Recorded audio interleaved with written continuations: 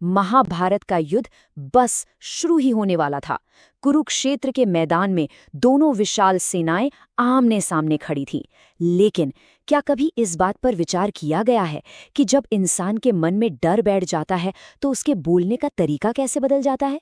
भगवत गीता के अध्याय 1 श्लोक 3 के इस विस्तृत विश्लेषण में आज हम 5000 साल पुराने एक ऐसे ही गहरे मनोवैज्ञानिक पहलू को डिकोड करेंगे जो सीधे आज के जीवन से जुड़ता है। चलिए गहराई में उतरते हैं। मानव मनोविज्ञान का एक बहुत ही दिलचस्प और सच कहूं तो थोड़ा डरावना सत्य ये है कि इंसान जब डर जाता है ना तो उसके शब्दों का चुनाव बहुत ज्यादा कैलकुलेटेड हो जाता है। कुरुक्षेत्र के उस रणभूमि में दुर्योधन के साथ भी बिल्कुल यही हो रहा था। डर अक्सर हमारे बोलने के तरीके को पूरी तरह से बदल देता है और फिर हर एक शब्द को एक हथियार की तरह इस्तेमाल किया जाने लगता है। अध्याय 1 श्लोक 3 शास्त्र और उसका अर्थ। आइए सीधे इतिहास के उस ऐतिहासिक पल में चलते हैं जहां ये महत्वपूर्ण संवाद चल रहा था। इस मूल श्लोक को बिल्कुल ध्यान से सुनिए। पश्यताम पांडुपुत्राणामाचार्य महतीम चमूम व्यूढ़ान द्रुपदपुत्रेण तव शिष्येण धीमता।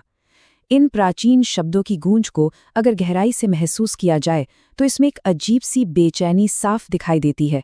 ये महज एक वाक्य नहीं है, ये एक बहुत बड़ी कूटनीति की शुरुआत थी।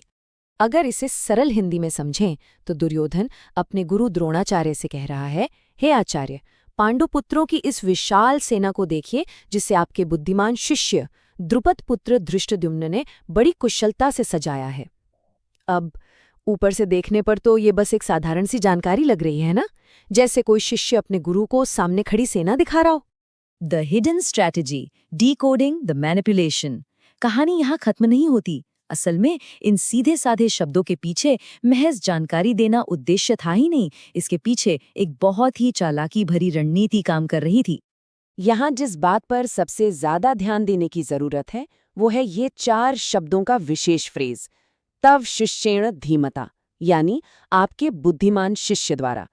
ये कोई सामान्य वाक्य नहीं था, ये जानबूझकर बोला गया था। ये एक मनोवैज्ञानिक प्रतिक्रिया, एक साइकोलॉजिकल रिएक्शन को ट्रिगर करने के लिए इस्तेमाल किया गया एक धारदार हथियार था। इस पूरी स्थिति की विडंबना देखिए। दुर्योधन बड़ी ही चालाकी से अपने गुरु द्रोणाचार्य के पुराने जख्म कुरेद रहा था।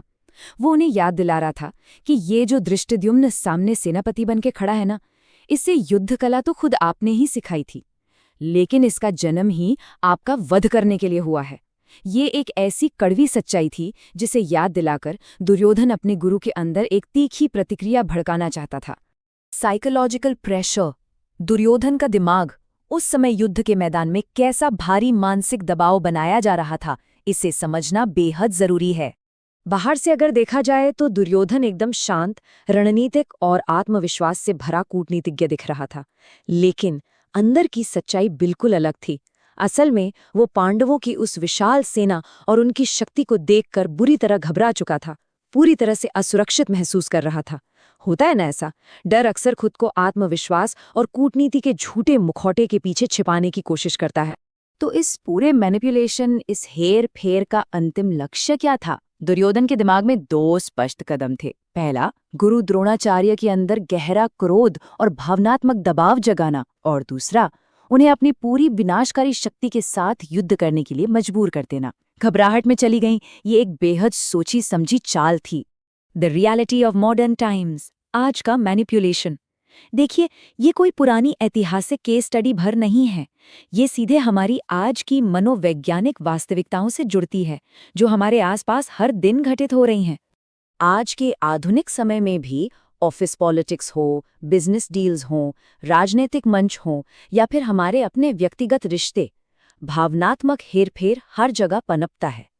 आज भी लोग अपना स्वार्थ पूरा करने के लिए, दूसरों पर प्रभाव और दबाव बनाने के लिए बिल्कुल दुर्योधन की तरह बहुत ही सावधानी से गढ़े गए शब्दों का इस्तेमाल करते हैं। शब्दों का ये खेल आज भी उतना ही सच है। धर्म और सच्चा नेतृत्व। आइए अब देखते हैं कि वास्तविक शक्ति और सच्चा नेतृत्व कैसा होता है और यह दुर्योधन की इस मानसिकता से कैसे अलग है।